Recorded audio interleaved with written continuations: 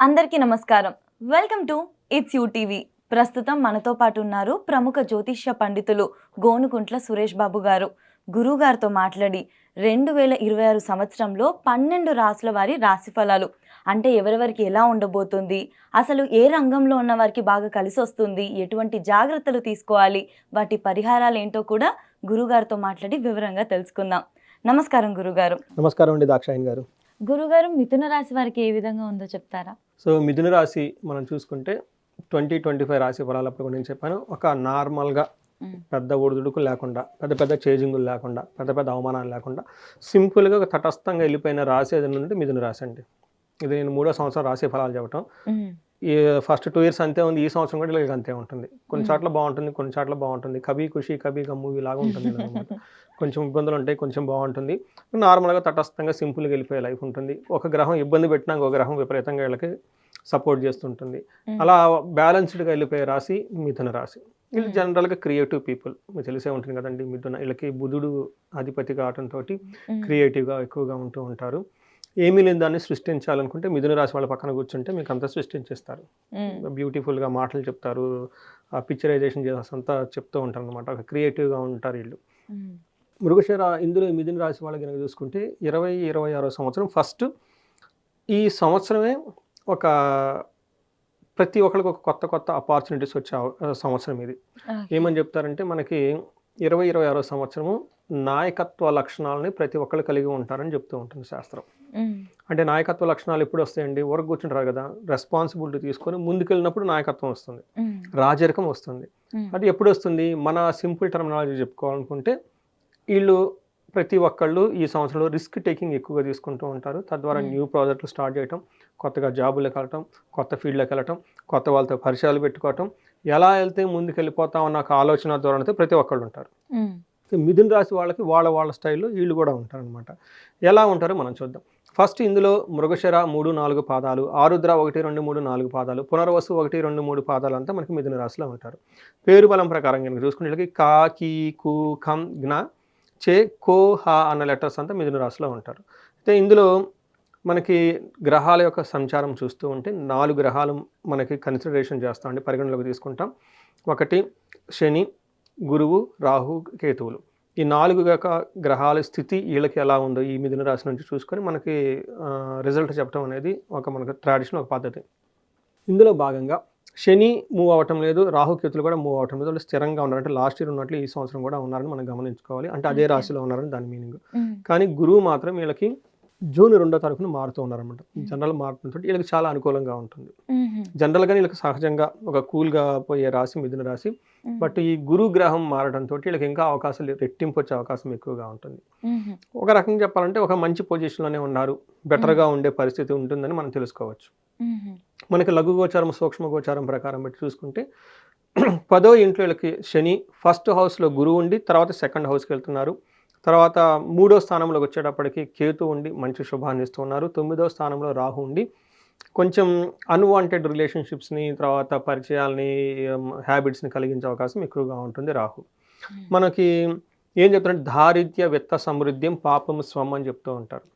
ఈ టైంలో వీళ్ళకి ప్రొఫెషన్లో కొంచెం ఒత్తిడి ఎక్కువగా ఉంటుంది. ఇది ఒక్కటే డ్రాబ్యాక్ ఉంటుంది. అట్లానే జాబ్ పోవటం కానివ్వండి, అంత టూ మచ్ ఉండదు. అంటే టూ మచ్ కొంచెం స్ట్రెస్ ఎక్కువగా ఉంటుంది. అంటే ఏమంటారంటే శని ఫాస్ట్గా దూకుడుగా పోడు ఆయన. అంటే జాబ్ ఎలా ఉంటుందంటే చాలా స్ట్రక్చర్డ్గా, చాలా డిసిప్లైన్డ్గా చేయాల్సినట్లు ఉంటుంది. అప్పటిదాకా ఆడుతూ పాడుతూ జాబులు చేసిన వాళ్ళు ఈ టైంలో చాలా డిసిప్లైన్డ్గా, స్ట్రక్చర్గా ఉండేసి హెవీ బర్డెన్ బ్రెయిన్లో పెట్టుకుని వర్క్ చేయాల్సి ఉంటుంది. అందుకని అప్పటిదాకా ఏమంటారు కూల్గా వెళ్ళిన వాళ్ళు ఈ డిసిప్లైన్ అది ఇది అంటే నచ్చదు. అలా ఉండే అవకాశం ఎక్కువగా ఉంటుంది ఈ రాశి వాళ్ళకి. ఇది ఒకటే ఒక డ్రాబ్యాక్ అని చెప్పుకోవచ్చు. అయితే గురువు ఉండటం వల్లే వీళ్ళకి కొంచెం ఇప్పటిదాకా ఎవరికైతే ఎడ్యుకేషన్కి సంబంధించి కానివ్వండి, ధన ప్రవాహానికి సంబంధించి కానివ్వండి, మ్యారేజ్కి సంబంధించి ఇలా ఎవరైనా కనుక ఆగిపోయి ఉంటే జూన్ తర్వాత వీళ్ళకి గురువు మారటంతో కొత్త ఉత్సాహం వీళ్ళ లైఫ్లో స్టార్ట్ అవుతుంది. నెక్స్ట్ రాహు ఉండటం వల్ల, రాహు 9వ ప్లేస్లో ఉండటం వల్ల చాలా విషయాల్లో మంచి ఉంటుంది. కానీ వీళ్ళకి ఓవర్గా ఏమంటారు ఫారిన్ వెళ్ళే వాళ్ళకి అనుకూలంగా ఉంటుంది, మంచి ప్రమోషన్స్ అన్నీ ఇస్తూ ఉంటారు. కానీ వీళ్ళకి బుద్ధి అంటే మైండ్ ఏమంటారు నెగిటివ్గా డైవర్ట్ అయిపోయే అవకాశం ఎక్కువ ఉంటుంది వీళ్ళకి. తర్వాత కేతు వీళ్ళకి 3వ ప్లేస్లో ఉండటం తర్వాత స్వం అంటారు. అంటే ఏంటి, ధన ప్రవాహం వస్తుంది అని చెప్తారు. అంటే మనం చూసుకుంటే ప్రొఫెషనల్‌లో టఫ్‌గా ఉంటుంది. జూన్ తర్వాత మ్యారేజ్ కాని వాళ్ళకి అయ్యే అవకాశం ఎక్కువగా ఉంటుంది. ధన ప్రవాహం ఉంటుంది. రాహు ఉండటం వల్ల వీళ్ళకి ఫారిన్ రిలేటెడ్ ఇన్కమ్ అంతా బాగుంటుంది. కానీ వీళ్ళకి చెడు అలవాట్లు, చెడు సహవాసాలు ఎక్కువయ్యే అవకాశం ఎక్కువగా ఉంటుంది. కేతు వల్ల ధనం వస్తుంది అని మనకి సింపుల్‌గా చెప్పుకోవచ్చు. ఓకే. ఇప్పుడు ఒక్కొక్క గ్రహం ఏ విధంగా చూద్దాం. వీళ్ళకి 10వ స్థానంలో శని ఉండటంతో ఏమవుతుంది అంటే, మనకి వెకులం, శోక సంతాప, పాపం, ఉద్యోగ విఘ్నకం అని చెప్తారు. అంతేకాకుండా కృషి రవ్యాది సర్వ విఘ్నం చ దశమస్తేత్ భవేత్ శనో అంటారు. అంటే 10వ ఇంట్లో శని ఉంటే ఏమవుతుందంట, బిజినెస్ చేసిన, వ్యవసాయం చేసిన ఆటంకాలతో సక్సెస్ వస్తుంది. గుర్తుపెట్టుకోవాలి, ఆటంకాలతో సక్సెస్ వస్తుంది. ఎలాంటి ఆటంకాలు? టయానికి వెళ్ళటం, ఓకే, టయానికి రిపోర్ట్ చేయటం బాస్ తోటి, టయానికి మీ పేపర్ వర్క్ అంతా కరెక్ట్గా చేసుకోవటం, అలా 1-2 సార్లు వెరిఫై చేసుకుంటూ అలా, లేదంటే అప్లికేషన్ మళ్ళీ రిజెక్ట్ అవుతుంది, మళ్ళీ వెనక్కి మళ్ళీ చేసుకోవాలి, రిపీటెడ్గా సైకిల్గా చేయాల్సి ఉంటుంది. చాలా కూల్గా, నిదానంగా, పేషెన్సీగా వర్క్ చేసుకుంటూ పోవాలి. ఎలా అంటే అలా ఫాస్ట్గా చేసేసుకుంటే శనికి నచ్చదు. రెండోది వెకుల శోకం. ఇలా ప్రొఫెషనల్ మ్యాటర్లో ఉండడంతో ఇలా కొంచెం ఇబ్బంది పడుతూ ఉంటారు. పాపం, ఉద్యోగం విఘ్నకం అని చెప్తారు. అంటే ఎలాంటి చేయాలనుకుంటారంటే దుఃఖం వలన ఫలితం పాప పనులు చేయాలని నాకు ఆలోచన ఉంటుంది. అంటే స్మార్ట్గా వెళ్ళిపోదాం, ఎవరు చూసారు అని స్మార్ట్ వర్క్ చేసుకుంటూ వెళ్ళిపోవటం. ఏమంటారు, they go against the rules. ఒక కంపెనీలో ఉన్నప్పుడు రూల్స్ని ఫాలో అవ్వాలి కదా, వీళ్ళు వాటిని ఫాలో అవ్వడానికి ఇష్టం చూపారు. తద్వారా వీళ్ళు ఇబ్బంది పడుతూ ఉంటారు. అందుకని ఉద్యోగంలో కొంచెం ఆటంకాలు వచ్చే అవకాశం ఎక్కువగా ఉంటుంది. తర్వాత సమస్త కార్యాలకు ఏదైనా పని కనుక చేస్తూ ఉంటే పర్టికులర్గా ప్రొఫెషనల్లో ఆటంకాలు వస్తాయన్నది గుర్తుపెట్టుకోవాలి. అలా అని పని పోతుంది, జాబ్ పోతుంది అనేకైతే ఏముండదు. జాబ్ ట్రస్ట్ఫుల్గా ఉంటుందని ఒక సింపుల్ వర్డ్లో చెప్పుకోవచ్చు. నెక్స్ట్ వీళ్ళకి ఫస్ట్ హౌస్లో మనకి ఏమంటారంటే గురువు ఉండటంతో, ఇది గురువు కొంచెం వీళ్ళకి ఓవర్ అంబిషన్స్ని క్రియేట్ చేస్తాడు. క్యాజువల్నెస్ని పెంచుతూ ఉంటారు. మనకేం చెప్తారంటే, గురువు ఫస్ట్ హౌస్లో ఉండడం తర్వాత రాజకోపో, యశోహాని, ఉద్యోగ విరోధకం, బుద్ధి భ్రంశో, భాగ్యహాని, తృతీయ స్థానకి మనకి వీళ్ళకి జన్మరాశిగతో మనకి గురువు అని చెప్తూ ఉంటారు. గురువు కనుక వీళ్ళకి ఫస్ట్ హౌస్లో ఉంటే ఏమవుతుందంటే, రాజు కోపం, అంటే గవర్నమెంట్ అఫీషియల్ నుంచి కోపం, లేదా బాస్ నుంచి కోపపడే అవకాశం ఎక్కువగా ఉంటుంది. ఉద్యోగంలో ఆటంకాలు, చిరాకులు ఎక్కువగా ఉంటాయి. మతి భ్రంశము, అంటే టూ మచ్ ఓవర్ అంబిషన్స్తో ఎక్కువగా మనం ఓవర్ చేసేస్తూ ఉంటారు. తర్వాత సంపాదనలకు ఏదైనా ఉంటే అంతే వీళ్ళకి ఎక్కువగా సంపాదించుకోవడానికి ఉండదు. ఏదైనా ఉన్నా కానీ క్రెడిట్ కార్డు బిల్లు అవి కట్టేసుకోవడానికి వెళ్ళిపోతూ ఉంటుంది. పెద్ద సంపాదన అయితే మిగలదు. ఇది ఎప్పటి వరకు అంటేనండి, జూన్ వరకు అని చెప్పుకోవాలి. కానీ ఇదే జూన్ తర్వాత గురువు వీళ్ళకి చక్కటి యోగ్యతను ఇస్తున్నాడని తెలుసుకోవాలి. ఏ విధంగా? మనస్సౌఖ్యం, బుద్ధి సౌఖ్యం, యశోవృద్ధి, సౌభాగ్యం, ధనాగమ, ధర్మవ్యయం, మనస్సౌఖ్యం, ద్వితీయ స్థానగే గురువు అని చెప్తారు. 2వ స్థానంలో జూన్ తర్వాత ఈ రాశి వాళ్ళకి చాలా చాలా కొత్త అవకాశాలు వచ్చే అవకాశం ఎక్కువగా ఉంటుంది. మనసంతా సౌఖ్యంగా ఉంటుంది. ఇప్పటిదాకా మనం చెప్పుకున్నాం కదా, నిత్యకాకులు అవన్నీ నుంచి బయటపడిపోతూ ఉంటారు. యశోవృద్ధి, పిల్లలు కావాలనుకున్న వాళ్ళకి పిల్లలు, పెళ్లి కావాలనుకున్న వాళ్ళకి పెళ్ళే అవకాశం ఎక్కువగా ఉంటుంది. సౌభాగ్యం, పర్టికులర్గా శుభకార్యాలు చేయాలనుకున్న, సమృద్ధిగా ఉండాలనుకున్న, లేడీస్కి పెళ్లి కావాలనుకున్నా కానీ సౌభాగ్యం, ధనాగమన, ధనము ఎక్కువగా వస్తుంది ఈ టైంలో అని తెలుసుకోవచ్చు. ధర్మవ్యయం, ఈ టైంలో ఖర్చులు కూడాను మంచి శుభకార్యాలకు ఎక్కువగా వాడుతూ ఉంటారు. మనసంతా సౌఖ్యంగా ఉంటుందని మనం గమనించుకోవాలి. ఇదంతా ద్వితీయ స్థానకే గురువు 2వ స్థానంలో ఉండటం వల్ల సో కుటుంబంతో చక్కగా ఉంటారు, బాగుంటారు మనం గమనించాలి. ఇది గురువు మనకి మంచి చేస్తున్నాడు. నెక్స్ట్ రాహు వీళ్ళకి 9వ ప్లేస్లో ఉండటంతో వీళ్ళకి ఏం చేస్తారంటేనండి, ప్రయాణాలు కనుక చేస్తే ఇబ్బందులు పడతారని చెప్తారు. ఏం చెప్తారంటే, గో జీవ గజనాశం, ధనధాన్యాది నాశకృత్, ప్రయాణ కాలేషు క్లేశమాప్నోతి, భాగ్యస్థానకే ఫణి అంటారు. ప్రయాణాలు కనుక చేస్తే చాలా లేటుగా అవటము, దీర్ఘంగా అవటము, అనవసరమైన ఇబ్బందులు పడే అవకాశం ఎక్కువగా ఉంటుంది. గుర్రాలు, ఏనుగులు ఇవన్నీ ఇట్లాంటివి ఏమైనా సపోర్టింగ్ సిస్టమ్ ఉంటే వీళ్ళకి దూరం అయిపోయే అవకాశం ఎక్కువగా ఉంటుంది. ధనధాన్యాలు కూడా అనుకున్నంత రిజల్ట్ రాకుండా ఇబ్బంది పడతారని చెప్తూ ఉంటుంది. బట్ ఇవి మనం గమనించుకున్నారనుకోండి, ఈ కాలమాన పరిస్థితుల ప్రకారం ఇప్పటివరకు వాళ్ళు ఏదైనా ఐటీలో కానివ్వండి, ఫారిన్లో వెళ్ళాలనుకున్నా, ఫారిన్ నుంచి దూరంగా ఉండాలనుకున్నా అలాంటి వాళ్ళకైతే సపోర్ట్ ఇస్తారు. రాహు 9th హౌస్లో ఉంటే ఈ రాశి వాళ్ళకి ఫారిన్ వెళ్ళాలనుకున్న వాళ్ళకి, లేదంటే ఫారిన్ రిలేటెడ్ ట్రిప్లు వెళ్ళటానికి, లాంగ్ ప్రయాణాలు చేయడానికి, దూర ప్రయాణాలు చేస్తే వీళ్ళకి బాగా కలిసి వస్తుందని చెప్పుకోవచ్చు. వీటితో పాటు వీళ్ళకి 9th హౌస్లో రాహు ఉండటంతో ఎక్కువగా చెడు కార్యక్రమాలకు సంబంధించి ధనం ఖర్చు పెట్టే అవకాశం ఎక్కువగా ఉంటుంది. అందుకని ఖర్చు పెట్టే ముందు 1-2 సార్లు తెలుసుకొని ఆలోచించుకొని ఖర్చు పెట్టాలి.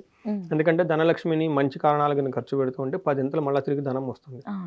ఇదే ధనాన్ని మనం దుబారా ఖర్చు చేసుకుంటూ ఎవరికి పడితే వాళ్ళకి ఇవ్వకుండా ఉంటే లక్ష్మీదేవి కోపం వస్తుంది. వీళ్ళు ఎందుకంటే జూన్కు ముందు చాలా కేర్ఫుల్గా ఉండాలి. జూన్కు ముందు వీళ్ళు ధనాన్ని దుబారా ఖర్చు పెట్టే అవకాశం ఎక్కువగా ఉంటుంది. లక్ష్మీదేవి కోపం వచ్చేసి వీళ్ళ దగ్గర నుంచి వెళ్ళిపోయే అవకాశం ఎక్కువగా ఉంటుంది. లక్ష్మీదేవి ఒకసారి పోతే మళ్ళీ సముద్ర మదనం చేయాలి. అందుకే కదా సముద్ర మదనం ఎందుకు వచ్చిందంటే అందుకనే వచ్చిందనమాట. అందుకనే డబ్బులు పోగొట్టుకోవడం చాలా ఈజీ. ఈ రాశి వాళ్ళకి మంచి మంచి అలవాట్లు చక్కగా చేసుకొని శుభకార్యాలు కనుక ఖర్చు పెడుతూ ఉంటే ధనం 10 రెట్లు వీళ్ళకి వచ్చే అవకాశం ఎక్కువగా ఉంటుంది. ఎందుకంటే జూన్ తర్వాత మళ్ళీ గురువు వీళ్ళకి అనుకూలంగా ఉన్నారు. అందుకని 6 మంత్స్లో వీళ్ళు ధనం చాలా చక్కగా పేరుఫుల్గా ఖర్చు పెడుతూ ఉంటే బాగుంటుంది. ఖచ్చితంగా గురుగారు. అలాగే నక్షత్రాల పరంగా గురుగారు, నక్షత్రం వీళ్ళకి మృగశిర, ఆరుద్ర, పునర్వసు నక్షత్రాలు ఉంటాయండి. ఇందులో పునర్వసు నక్షత్రం కనుక చూసుకుంటే వీళ్ళకి ఫస్ట్ రాజ్యము సంపద అంటే అధికారం వస్తుంది, సంపదలు వస్తుంది అనేది ఒకటి ఫస్ట్ వీళ్ళకి గురువు ద్వారా వస్తుంది. శని ద్వారా వీళ్ళకి పరవాసము అంటే ఇక్కడ నుంచి వాళ్ళు వేరే ఏమంటారు ట్రాన్స్ఫర్ అవ్వటము, దూర ప్రయాణాలు చేయటం, ఫారిన్లో ఉండటము, లేదంటే ఉన్న నేటివ్ ప్లేస్ని వదులుకొనిపోయి దూరంగా ఎక్కడికైనా వెళ్ళిపోయే అవకాశం ఎక్కువగా ఉంటుంది. హెల్త్ కొంచెం జాగ్రత్తగా పెట్టుకోవడం చాలా ఇంపార్టెంట్. రాహు వల్ల మానసికంగా డిస్టర్బెన్స్ అయ్యే అవకాశం ఎక్కువగా ఉంటుంది. అయితే ఈ రాశి వాళ్ళకి, ఈ నక్షత్రం వాళ్ళకి సర్వజన పూజ్యము అంటే అందరి దగ్గర నుంచి ఏమని చెప్తారు, ఒక రెస్పెక్ట్, ఒక డిగ్నిటీ వీళ్ళకి వస్తుందని మనం గమనించుకోవాలి. తర్వాత ఆరుద్ర నక్షత్రం వాళ్ళకి వీళ్ళకి రాజ్యం వస్తుంది, సంపదలు వస్తాయి. నెక్స్ట్ వీళ్ళకి పరవాసం, వీళ్ళు కూడా ఫారిన్లో ఉండే అవకాశం ఎక్కువగా ఉంటుంది. ఫారిన్ రిలేటెడ్ ఇన్కమ్ ఉంటుంది, లేదంటే ఉన్న ప్లేస్ నుంచి దూరంగా వెళ్ళే అవకాశం ఎక్కువగా ఉంటుంది. వీళ్ళకి ఆ రోగాధిక్యం, హెల్త్ కాంప్లికేషన్స్ ఉండే అవకాశం ఉంటుంది రాహు వల్ల. అది కూడా పర్టికులర్గా మనం చూసుకుంటే మానసికంగా మెంటల్ టెన్షన్స్ ఎక్కువ ఉండే అవకాశం ఉంటుంది.